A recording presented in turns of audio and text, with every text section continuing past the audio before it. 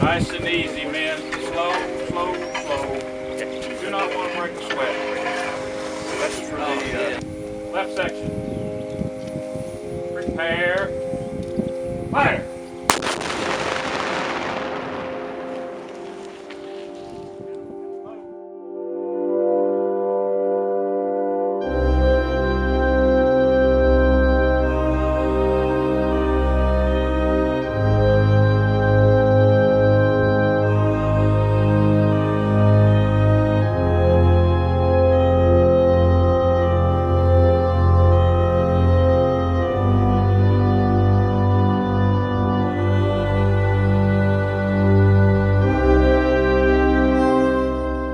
Original 3-inch ordnance rifle.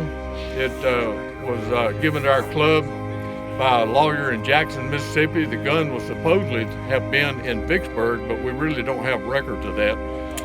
But what they did was they loaded the gun. After Vicksburg was captured, they had so many guns, they loaded the gun, put mud on the muzzle, fired it, and blew the muzzle off. The gun sat in front of a lawyer's office in Jackson, Mississippi for about 55 years. The guy died, and when they were settling his estate, out behind his office out there was a pile of junk, and this tube was under. A couple of our guys went down and looked at it and saw that it was a Phoenix Iron Company gun made in Phoenixville, Pennsylvania, 1862. That is made of the best technology of the time, which was wrought iron, and you can weld wrought iron. So we took the gun to the Paulson brothers, and it was missing about this much of the muzzle right here. We took the gun to the Paulson brothers, and they wrapped it, welded it, put it on a lathe, turned it, drilled it out, put a new liner in it, so it's a brand new 155-year-old gun. And it shoots as good today. We've shot live ordnance in it 2 or 3 times. Shoots as good today as it did back in 1862 when it was a new one. It is a U.S. gun, a United States gun. Lincoln was politic to put this gun in battery.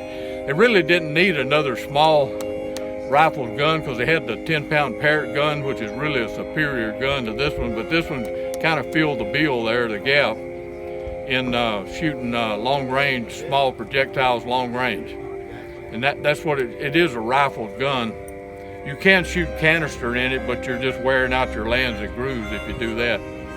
So we would normally shoot shell or solid bolts along range.